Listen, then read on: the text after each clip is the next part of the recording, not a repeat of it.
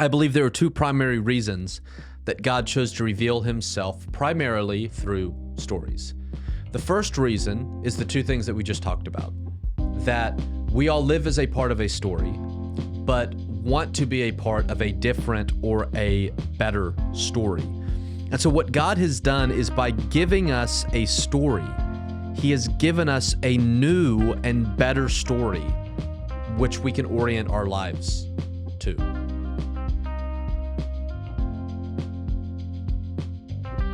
Hello, everybody. Welcome to the Thinking Theologically podcast, the show where we teach you how and why you should think theologically. I'm one of your hosts, Jack Dodge, and joined as always by the master resident or resident master theologian in training. Yeah, master resident and resident master are different things. Spencer Shaw. Spencer, how you doing? Doing good.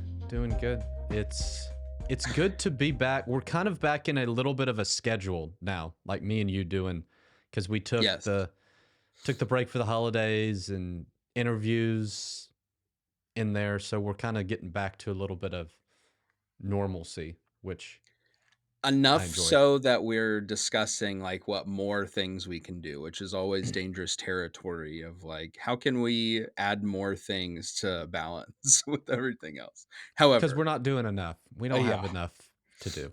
So we want to do more for all of you watching and yes, listening. Yeah. Do you, by the way, I just noticed your background. It looks like from my camera that it almost looks like wood paneling. I don't know if you see what I'm seeing or not. I do. It's a sheet. Okay. In case you wonder, That's it's what a I thought. $5 it's a $5 sheet from That's what I thought it was. Walmart. But it gives me little wood panel vibes and stuff. I don't know. We probably need to invest in me getting a backdrop here. I've got church member painting and Legos of Egypt and all this. One of these days I'm gonna replace the sheet. Also, I want put some like smaller bookshelves or something back here. I don't know. I've got a lot of ideas of where I want to buy some books, go, but can't do it. Yeah, I don't own any books. So do not read. I don't read. Speaking of not reading, or speaking of reading, whichever, our episode is, I think that this is the beginning of a series. I don't know how long this particular series will be, but as we discussed beforehand, we've got a lot of rabbit holes, places that this one can go. So we're talking about reading the Bible and understanding Christianity as story. So we're going to spend time with this particular subject. This episode will be a foundation overview thing that we, in later episodes, will say, please go back to this episode. Make sure you have a grasp of what we talked about there, so that you can better understand what we're talking about now. So this is the start of another thing, and we'll see how far it takes us. Maybe it takes us into episode 100. Who knows? We're getting closer and closer. Go ahead. I think this episode might kind of end up being like the couple of episodes that we did on inspiration. Like we refer back to that one a lot. Okay. It's just kind of foundational about the way that you and I think about Scripture and the way that Scripture works. And, the language of story we've used in previous episodes. I know I use a lot, like actively participating in God's story or something like that is a phrase that I throw out a lot without any context or explanation about what I mean by that. And so this also kind of explains stuff we've done in the past, but also will, as you said, I'm sure we'll reference it from now through to infinity. Of go back and listen to the episode we did on the Bible as story. Yeah. Before we get into it, we want to reference thinkingtheologically.org, where we have a bunch of articles that apparently people seem to like, as we were discussing beforehand. A lot of articles that you may miss if you don't check out the website or check out our Facebook page. It's just Thinking Theologically there on Facebook. That's also a great place to reach out to us. But thinkingtheologically.org, we've got a bunch of things there, including last week it went up, interview with Grady King from Hope Network. So another one of our interviews, which also seemed to be pretty popular with others, and something that we stated we want to do a lot more of with people like John Walton, people like Grady King, individuals who are doing great ministry things and or are Hmm. scholar in a field of some kind that we want to Yeah, spend more time talking to. So make sure you check those things out and give us some feedback, and maybe send us some people you'd like to see. We've got a list. Some of that list is lofty. I think we even have a name or two that will hit retirement if we get them. We'll definitely. just we'll end it. Yeah. Um, but today we're talking about reading the Bible, understanding Christianity as story. Where do we want to start with this idea of story, Spencer? Yeah, I want to. This is based off of some teaching that I've been doing this year at my congregation here in Lumberton, and the place that I started talking about the idea of the Bible as stories, just to kind of take a step back and think about the way that stories work just generically for human beings. It's Mm. something that I actually saw a video earlier today talking about how we as human beings are the only creatures that create these stories, create uh, both. And Jack and I were talking about this before. By story, we don't, necessarily mean It's didn't all happen or fake. fake or Yeah. something like that. But Yeah. we as human beings tell stories both about things that actually happened, but we also create story worlds Hmm. of that are fictitious as well. And we have movies and books that will put us into a story, sometimes a historical story. So we Hmm. watch, movies and we read books about things that really happened, but tells us in a way where we can kind of put ourselves into that world, but also plenty of fictitious books and things that allow us to be a part of that story. And there's just something about stories that have the ability to completely capture our mind. And we kind of see this throughout human history. So I wrote down, like, you can go back to Greek mythology, to the plays of Shakespeare. Most of us can even think about our childhood and bedtime stories that we enjoyed hearing or reading, just to see how much we as human beings love stories. Some other examples you might remember rather recently, there was the Barbenheimer phenomenon when the Barbie movie came out at the same time as Oppenheimer, and movie theaters were doing double features. You could go and show up and watch both of the movies back to back. And to me, that illustrates greatly how much we love our stories, because Barbie and Oppenheimer could not be two different movies. I mean, they're about as different as movies can get. In every way. And Yeah. yet Yeah. together they did amazing in at the box offices, people flooding out to see both of them. I went out, not at the same time. I did see both of them. Not I didn't do a double feature, but Barbenheimer, together, those two movies grossed $2.42 billion worldwide. We see our love for movies also in authors and books, and I could give a ton of examples of this. The one that I put down is J.K. Rowling and Harry Potter, that has sold 600 million copies worldwide, making it the best selling book series in history. I don't know if it amazes you as much as it amazed me when I looked up that statistic.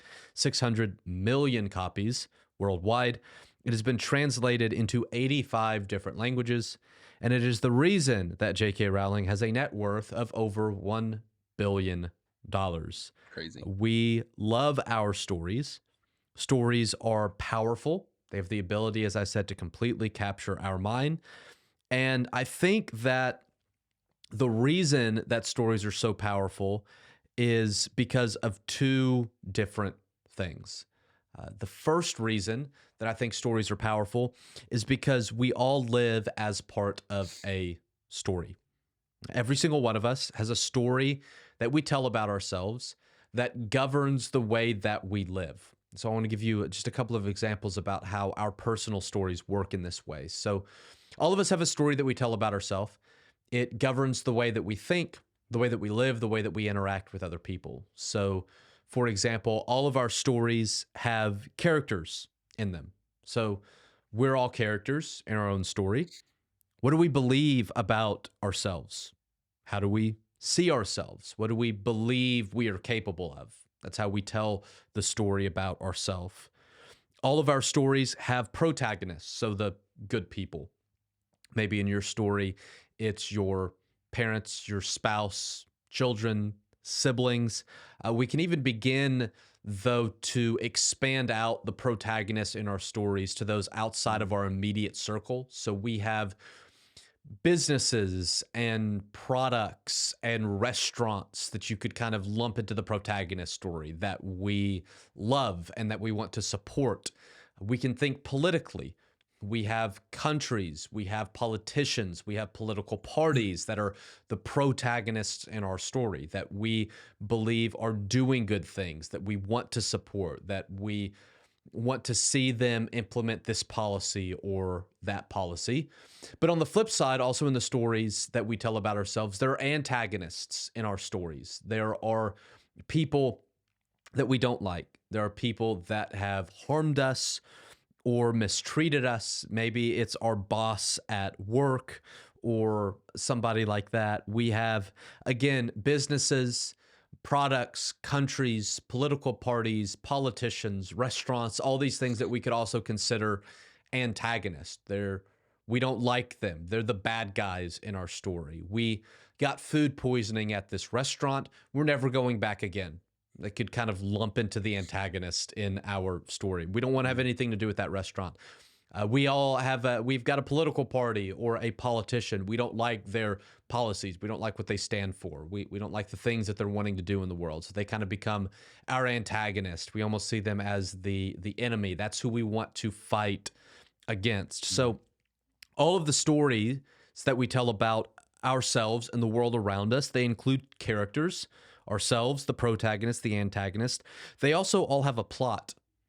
We all have a story that has a plot. It has a beginning. Where have we come from? It has a middle. What's going on in our life right now? What are we trying to accomplish now? What are the successes, the struggles, the stresses that exist in our life right now? But there's also a future. Where do we want to go? What are the things that we want to accomplish? Where do we want our story to conclude? And the way that we answer all of these questions, in other words, the way we choose to tell our own story, is going to determine the way that we live.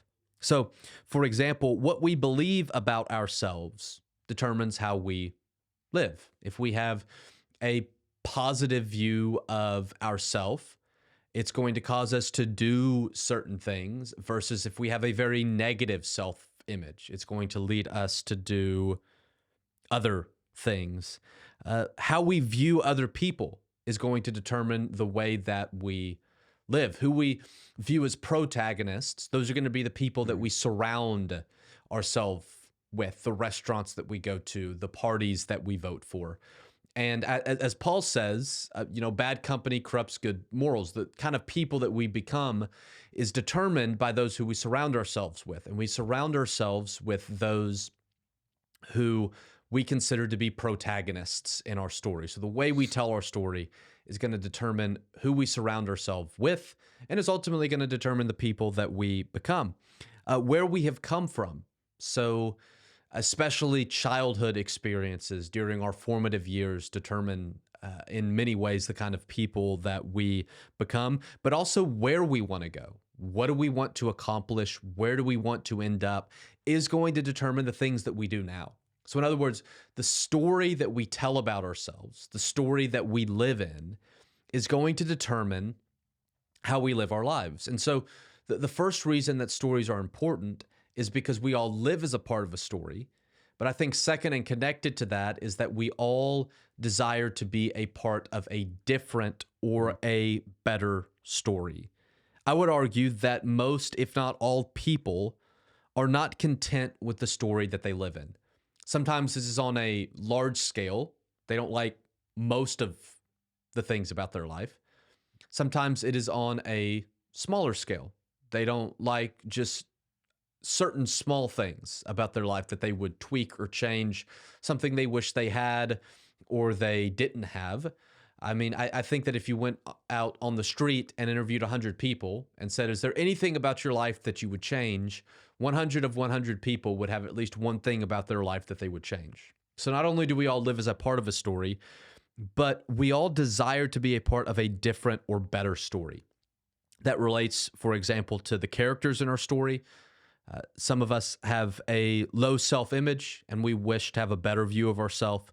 Some of us want better parents or better friends to surround ourselves with. Some of us want to find a spouse or to have children. Some of us wish that some of the antagonists in our story would change, would start treating us better, or leave our story, stop being the antagonists of our story. Most of us want to change something about the plot of our story.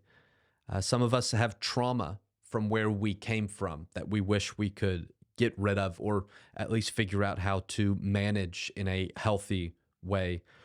Some of us are not content with where we currently are in our life. We thought we would be one place, and it turns out that we're someplace different, and we wish to be somewhere else in life now. Some of us hope for something better, but don't believe or maybe not able to achieve it. There's some things that just because of life circumstances, talents, abilities, biology, whatever it is that we wish we could do, that we just know that we're not going to be able to do. And so we wish that our future would end up looking a bit different than we know that it does. And so, in that context, I want to think for just a moment about what stories allow us to do. Stories allow us to temporarily leave our story and to become a part of a different story. And the thing about like books or film is that we get to choose that story. We get to, we're watching a movie, we get to choose for 2 hours what story we want to be a part of and just kind of leave behind our story, what's going on in our life, in our world, both positive and negative. We kind of get to leave that behind for 2 hours. We read a book, however long that takes us, a couple of hours, a couple of days, a couple of weeks. We get to choose what book we want to read. And during those periods when we're reading the book, we get to leave behind our story and to engulf ourselves in this other story, to leave behind those stresses and worries, those successes and failures, and enter into another story. And so that's why I think, just on the general level, why stories are so powerful is that we all live as a part of a story. We all want to be a part of a different or a better story.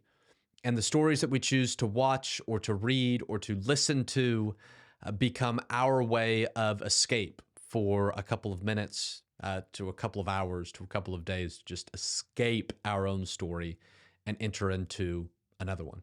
Yeah, the whole time you're talking, thinking about this, the thing that comes to mind is like the superhero movies and leaving those, and then immediately feeling like as a kid I'm running around the mall leaving the movie theater and I am that superhero in my head. And then as I got older, it was, man, I got to go to the gym after this because I just saw Captain America stop a helicopter from flying away.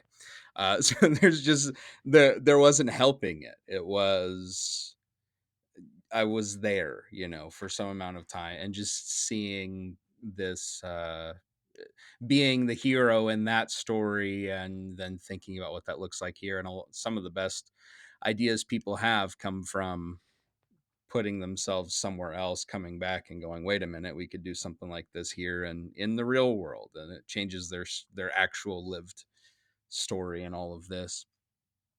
This may not be language that you're used to using if you're listening to this, of like thinking in terms of story, but I think the way that Spencer laid all this out, especially with stuff at the end of things that you've been through and experienced and all of this, those life experiences shape who you are, either leaning into it or rejecting it, having tension with that thing, whatever it might be.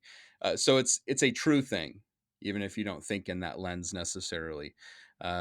Spencer's obviously very acquainted with that lens, and again, this is a foundation episode for us where this kind of lens of seeing the Bible and all of this. There's one point you made there at the very end of we get to choose the 2 hour story that we'll see, or the story that we'll read.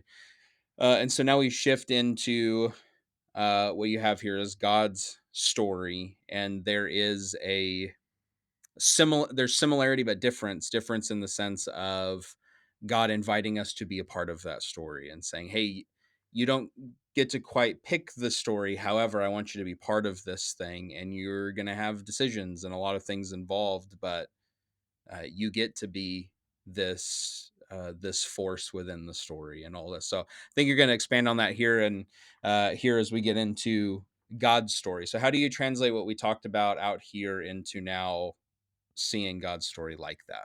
Yeah, so I think the foundation of how stories work just in human experience helps us to understand why God has chosen to reveal himself through a story. You know, you read through the Bible, and what you find is most of the Bible is stories. It's story after story after story. There are some exceptions. You know, there's some rules and there's some laws in there. There's some poetry in there. Sometimes the poetry is even telling a story. Sometimes the poetry is just song and worship and Mhm. praise of God. You get to the New Testament and there's quite a bit of letters that sometimes, you know, Paul can be kind of heady. So just thinking about theology and the life of the church, but I would argue that that's thinking about how, in his context or in the context of the church that he's writing to, how to continue to live out God's story. We'll talk about that more as we Mm. work our way through. But most of the Bible is filled with stories. And I don't know if you've ever asked this question. I know I've been asked it, and I've asked it myself, of wondering, why did God choose to reveal himself through stories rather than just giving us a list of rules? Like wouldn't it have been easier for God to give us a list of rules, do this, don't do that, and just leave us with that? Here's what's right, here's what's wrong, here's what you should do, here's what you shouldn't do. Just follow this and you'll get to go to heaven. Why isn't that what uh, happened? And again, I believe there are two primary reasons that God chose to reveal himself primarily through stories. The first reason is the two things that we just talked about, that we all live as a part of a story, but want to be a part of a different or a better story. And so, what God has done is by giving us a story, he has given us a new and better story, which we can orient our lives to. So again, we all have to have a story. Like, it's impossible to live without some kind of story that we tell about ourselves, the people, and the world around us. But as we've talked about, no one's fully content with that story. There's bad and negative parts to it, both past, present, and future. But by giving us his story, what God has done is he has given us that better story to orient our lives, to make ourselves a part of a better story to tell about ourselves, the world around us, the people around us, a story with a better beginning, middle, and end than what is contained just within our story. Now, that doesn't negate our own personal stories or our experiences or anything like that. So this doesn't mean that we just get to leave behind everything else that's going on, all the bad things, but it does give us a better way to think about them and to approach them, and ultimately a better future. The future of the new heavens and the new earth, where there's no more pain, no more suffering. We'll talk about that a little bit more at the end. But the second reason that I think that God has chosen to reveal himself through a story is because of the application of rules and laws. I think there's an inherent problem with just giving a set of rules: do this, don't do that. And one of the problems is, I want to think about this in terms of murder. So I'm assuming most of us would agree that it is always wrong to murder. Like, we can all kind of be in agreement on that. The question then becomes, what constitutes murder? And how might what we define as murder, how might this definition change as times and technology changes? So, for example, there's a lot of modern things that didn't exist in the ancient world that we as Christians have to figure out, does that fall under the category of murder? So, modern day abortion is an example that Christians debate about.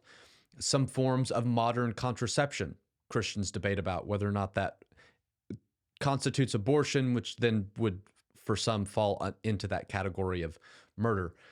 Modern war, which looks very different than ancient war, and some of the technology, like atomic weapons, nuclear weapons, are those things that are okay to use, or does that kind of cross the line into murder? These are questions that all of us Christians have to kind of struggle with and answer of, well, yes, it's wrong to murder, but what all do we want to put under that category of murder, and what do we want to make exceptions for? So I've mentioned before that on Wednesday nights, for a while now, I've been teaching our youth class, and we just started talking about ethics, and I kind of let them give me a list of what are ethical things that y'all want to talk about. And one of them was killing. And that's the way we talked about it, killing, because we want to make a distinction between murder, and then we've talked about war, we've talked about abortion, we've talked about death penalty, we've talked about self-defense, like where, and because I told them, I said for some Christians, all of that gets lumped under murder, like all killing wrong, regardless of the situation. For most Christians, they make exceptions, but probably no two Christians fully agree on what those exceptions are. And so just saying murder is wrong doesn't solve the problem, because we have all of these forms of killing that we have to figure out what constitutes murder. So what is okay, or at least permissible, because that's the other thing. That's, some Christians would say, yeah, you can do that, but it's not optimal. So that's that's going to be some Christian stance on war. Like, you probably shouldn't, but in certain cases, it might be permissible, might be the language that somebody would want to use. And so just giving rules and laws is sometimes can actually, I think, make things a little bit more difficult than help. And so what God has done is, rather than giving us rules to follow, he has given us a story to live in, a story that you and I get to become characters in, a story that provides the parameters for defining morality, regardless of what time or culture we are living in. So I want to think for just a moment about this idea of parameters in a story.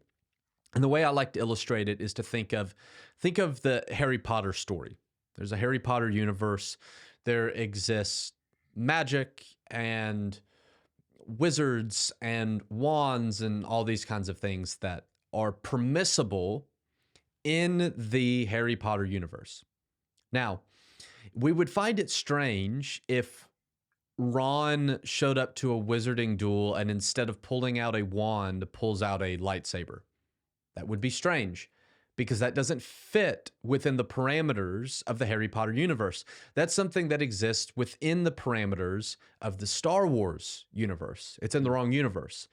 And vice versa, it would be weird if Luke Skywalker showed up to fight Darth Vader with a Harry Potter wand, right? That doesn't fit within the parameters of the Star Wars universe.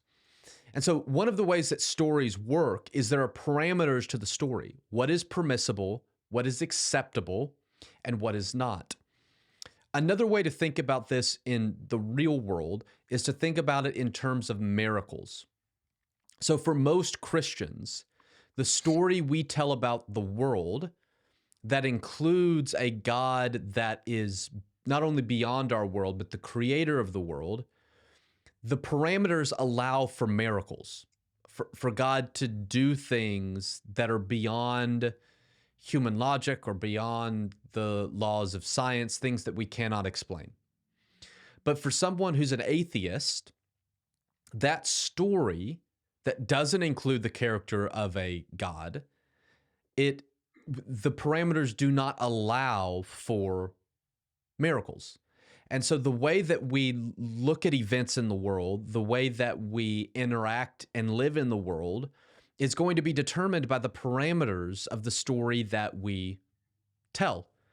And you could even think about that on a smaller level. Like if I don't believe myself to be musically talented, I've put parameters in my story of what I'm capable of doing.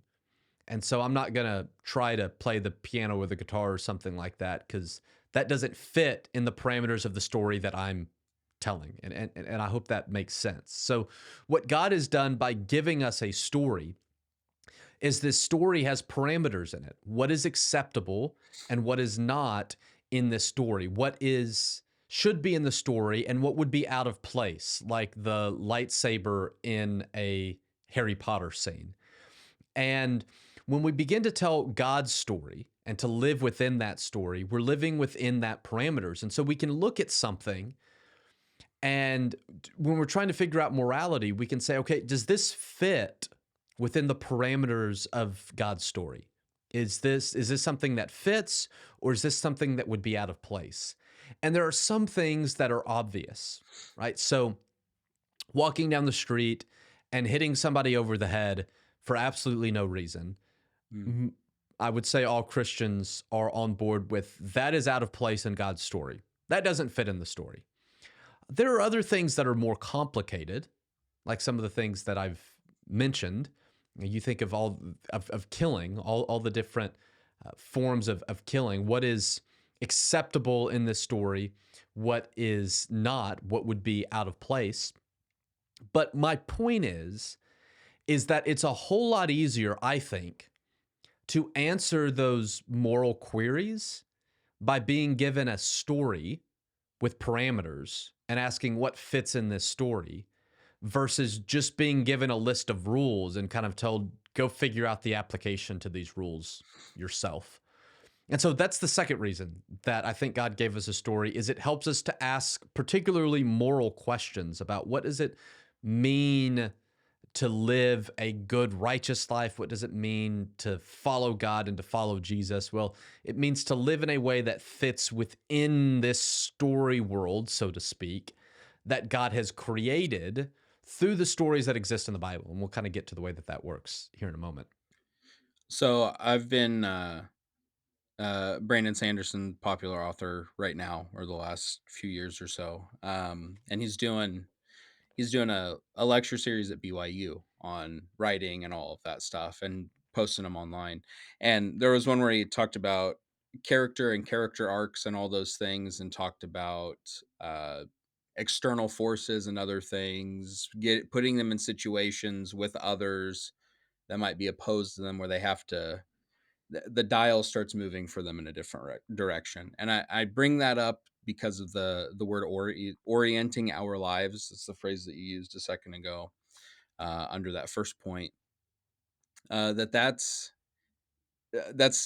kind of what that is, of looking into this is how God does things, this is how Jesus did these things, this is how they interacted in these problems. And so now, instead of, well, my personality might do this, it is the if Jesus were here, what would he be doing? How would he handle the situation? How would he respond? Or recalling the things within what we read and going, okay, James says that I should really do it this way, and so that's a changing of character, of a way that I'm going to approach and do things because of the story, because of what we've seen there. Two things came to mind real quick here. The first being a very literal example of this, where Peter asks the "how many times should I forgive my brother" question, and he gets an answer, 77, 70 times 7, just forgive all the time. That's the rule. But then is immediately followed by, let me tell you a story. And Jesus lays out this thing, because there's something that teaches us better about those kinds of things. But then too, the other one that comes to mind is the Cain killing Abel, and God giving him this mark of protection, which is source of a lot of discussion. And fine, but really doesn't need to be. The point there is Cain doesn't deserve to keep living, and he certainly doesn't deserve the protection to keep others from taking him out. And so the story teaches us a lot about who God is. God doesn't want the cycle of killing to continue. Well, why not? Because he's a God of life. And then you just start seeing that over and over in the Genesis story of God is about life. And you get to discover that, or uncover that as you're reading through these things and going, well, why wouldn't he say, Cain, you know the rule, it's this. You go, well, actually, there's a lot more mercy and grace to this God than I thought, just starting out. So that's that's how I maybe this is the right way to say it. That's how I am interpreting a lot of what you're saying right now, being somebody new to this conversation. I'm experiencing the conversation alongside the listener, the other listeners right now. And so those are the things that start rolling around here of how does do I live in story? What does that look like for me? Am I already doing that? The last episode that you and I did together, we were talking about loving your neighbor as yourself, Hmm. right? And that's another Yeah, yeah. example in Luke where, hey, there's this law that Jesus says it's the second greatest, and then let me tell you a story to kind of illustrate what that looks like. And something else that's important about but thinking in terms of story is that, especially in our individualistic world today, most individuals are the center of their own story, right? The story is all about them. And something else that God's story does is it makes us not the main character. We're Mm, not the main character in the story. God's the main character. God's the one who is acting. We are side characters in this story. And I just want to mention that's probably helpful for reading some of the stories in the Bible. Um, I heard I don't remember who it was talk about this. I think he was talking about the story of David and Goliath, and he was like, "We read these stories and we always make ourselves the main character. Like I'm David." yeah, yeah, Going yeah. and fighting Goliath. And he's like, no, you're not. You're the rest of the Israelites hiding back there because you're so scared. I also in a lot of the stories that we read in the Bible, you and I relate less to the main characters than we do to a lot of the other side. Like even when we're reading the Bible, we try to make ourselves the main character Hmm.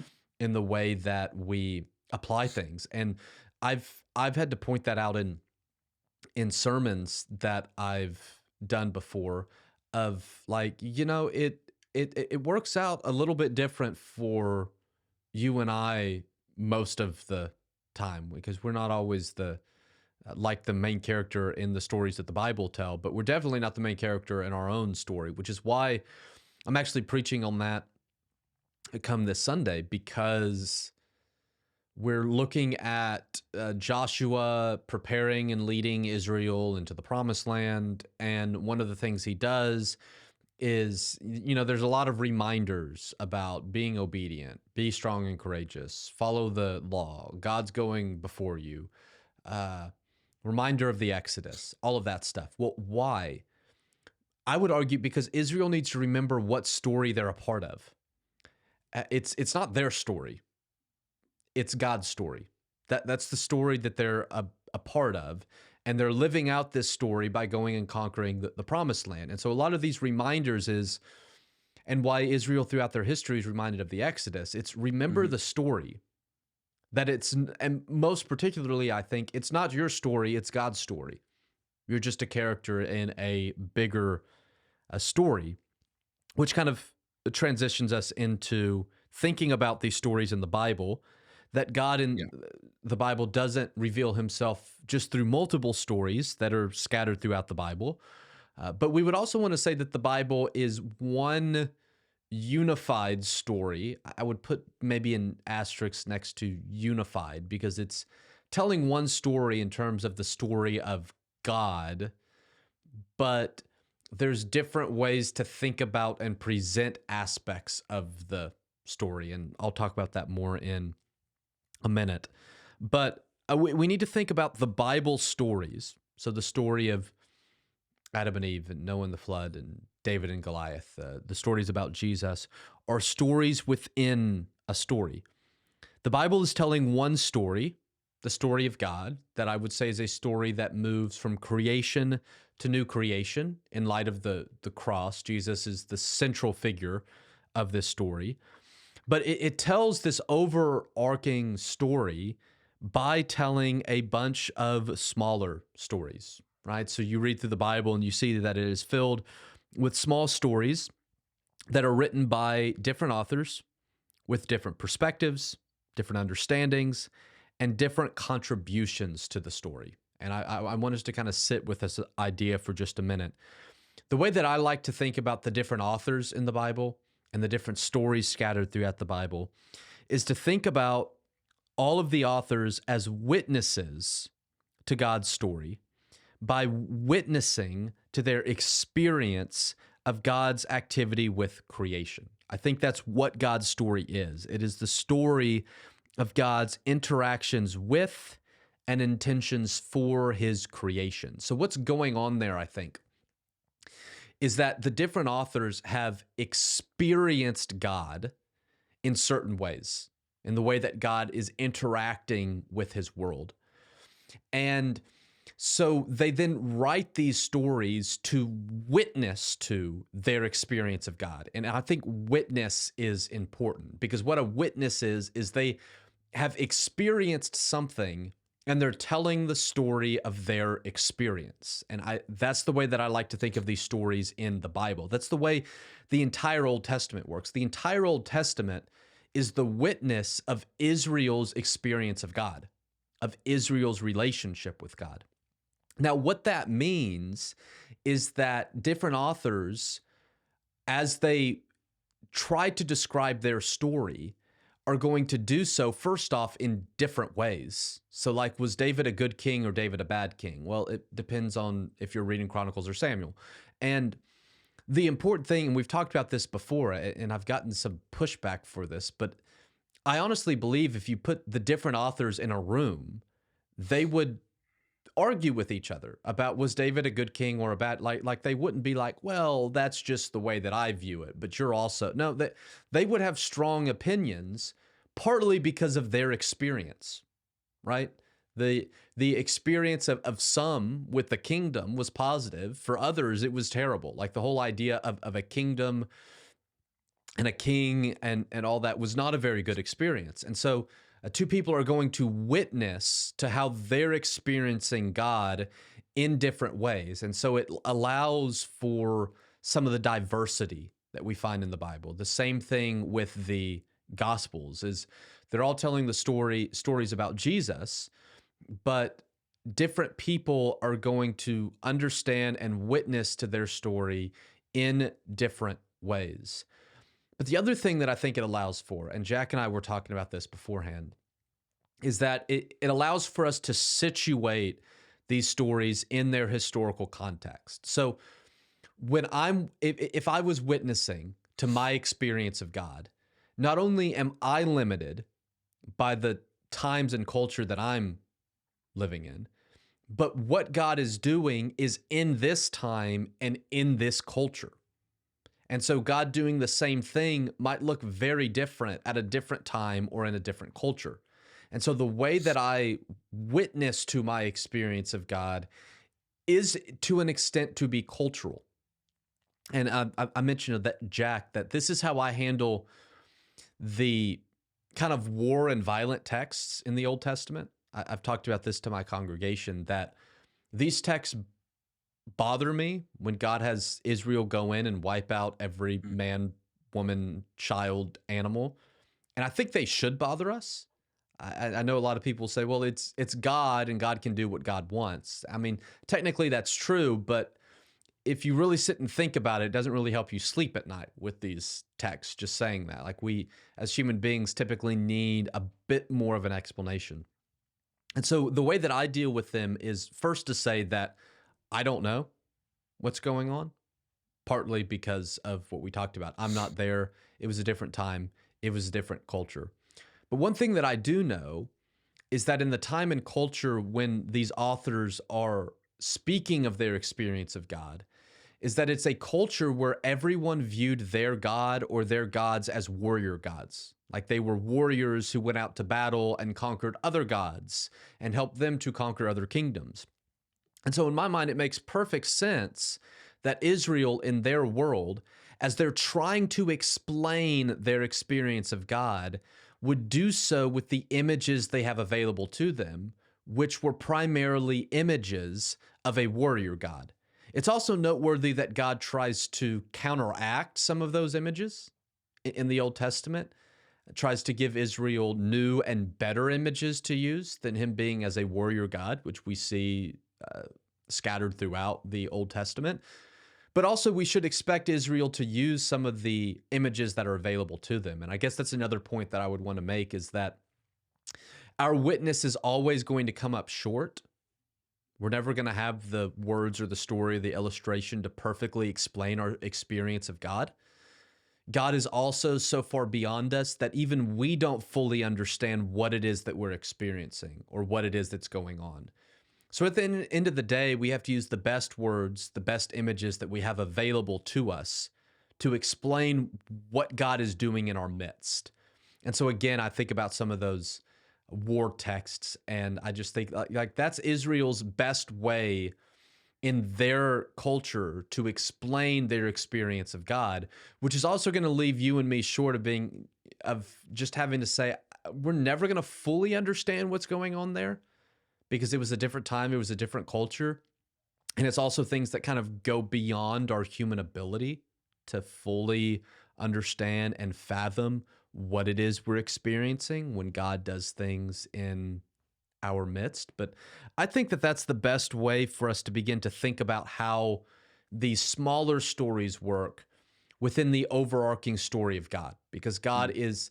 God's story is his interaction with the world to move us from creation, a new creation through Jesus. And you have these different authors who are witnessing to their experiences in their time and in their place of this story of God's interaction with the world. And in the case of Paul, even thinking about how do we live as a part of this? How do we take these experiences of God, this story of God, and continue to live it out, to live as characters in that story is a lot of what Paul's doing in his day and time. I don't know that I have much more to add to any of those things. There were some things that came to mind, but a lot of it I think is worth saving for future episodes because there is uh, a technical sense with the stories within stories idea, and we talked about this before we started recording. Um, Thinking about chapters or texts like Judah and Tamar popping up within this broader story, so it's story within a story within a story kind of things. Chiastic structures are something that we've talked about in the past before, but the way some of these things are written, there's maybe a lesson within the lesson might be a way to think about that. There's narrative parallels of this Old Testament thing, and it's happening here again, and you should think about this thing that happened back here in God's story, and it's happening again, but different, better, whatever it may be. And so I'll just leave those things at that for this, because I'm sure that we'll talk more about those things as we move forward throughout the series. But I think this gives a pretty good understanding of when when we use the term story, or what thinking through in these terms ultimately does for us. One last thing before you close this out. Um, I taught I taught Judges 19 through 21 to a Thursday class. I get an hour to talk about whatever I want to like 20 people who have been Christians for longer than I've been alive. So I just do whatever and we just go. So I got to talk on that and why that's there, which I think you used the phrase terror text in our conversation. That's one of them. That's a brutal chapter or set of chapters. But there's as I was teaching through it, and we read chapter 19 in its entirety, and it starts out with wonderful hospitality, but there's like, I think this guy might not be so great, but there's this great hospitality. And then they leave and come to a different city. And there's a line here. Somebody else comes and shows them hospitality, but there's a line that says, "Don't stay out in the city at night." And like I said, read the story like it's a book, like you're reading a what's going to happen here, because there's huge irony about to drop here, number one. But number two, well, why shouldn't I stay out and sleep in the city? Like it's a suspenseful verse that then gets followed up with, oh my goodness, this place is terrible. This is a nightmare location to be in. And that's how I encourage them to read it. Not as if it's, story and fictitious, but it's written in such a way to make me go, well, what's going to happen? Why is this bad? And all those sorts of things. So there's a lot of that, and a lot to be gained by looking at these different accounts and narratives as in the way that you would read some of these other books and go, why is this here, and what's about to happen, and where's this going to go? And it might even provide fresh insight to old passages, or to familiar passages, I should say, as you read through them again. So we've got a lot more to say about those things, but closing this out today, how do you want to wrap up these ideas of story and God's story, Bible story, and us being part of it? Yeah. Before I close this out, one comment about how the Bible works as story. I like to divide the big story, the overarching story of the Bible, into 5 acts. I borrow this partly from N.T. Wright, which is probably no surprise to those of you who have listened to the podcast for a while. But I like what Wright talks about there being acts to the story. So I'm not a dispensationalist that God works distinctively differently in different periods of time. I think it's the same God who generally works and does the same things. There are small variations, but small variations is kind of the key thing. And so Wright talks about a play because his point is all the acts of the play are connected. They're all telling the same story. It's not, you're not chopping it up and having very different things here than what's going on here or something like that. It's all telling the same story, but the acts have to go in a particular order, right? The story doesn't make sense if you go act 1, act 3, act 2, act 4. The acts naturally flow. So act 1 naturally flows into act 2, which flows into act 3. The story only makes sense, and the story only works by uh, going in a particular order. And each act might be in a different setting. So there might be slight differences, but it's the same story. It's going to have most of the same characters. But the only way you got to that setting, Wright would say, is by moving through the previous acts. Like that's the only way that you get to this point. So the way that I divide the acts up, just for your help, is it's probably no surprise to you, but you have creation and the fall, act 1. Act 2, Israel. Act 3, Jesus. Act 4, the church. Act 5, new creation. And so I think what's less important is how we define act 1, 2, 3, 4, 5, but more thinking about these parts as acts to a play and not making them too disjointed, because I don't think that's the way the biblical story works. And so I'll just conclude here with, I have this question written down. What's the point? Like, what does this mean for you and I do want to do a little bit of application. The point is that God has invited each of us to become active participants in his story. There was a member at my church that, because of a comment he made, got me to add this phrase, actively participate, because he made a good point. At the end of the day, we're all participating in God's story to one degree or another. And that is, we might be going and doing our thing, but in the end, God's going to get his way. All of our stories are going to end in the same way, which is the way that God's story is going to conclude. And so he made me realize, yeah, maybe it's better to think about actively participating. Like I'm Mm. choosing to be a part of God's story. And by that I mean I'm choosing to make God's story my story. And so what I believe about God, what I believe about myself, what I believe about other people, what I believe about the past, the present, and the future, what I believe is good and bad, moral and immoral. So, what I believe about ethics, all of this is determined by God's story. It all fits within the parameters of the story world of God. And what I think this does for us is our it allows our lives to be provided meaning, our future is given hope, and others' lives are afforded value by living as a part of God's story. And so, like I said, I've mentioned in these podcasts, I say this to my church all the time. This is why I define faithfulness, what it means to follow Jesus, as actively participating in God's story, because it encompasses all of this.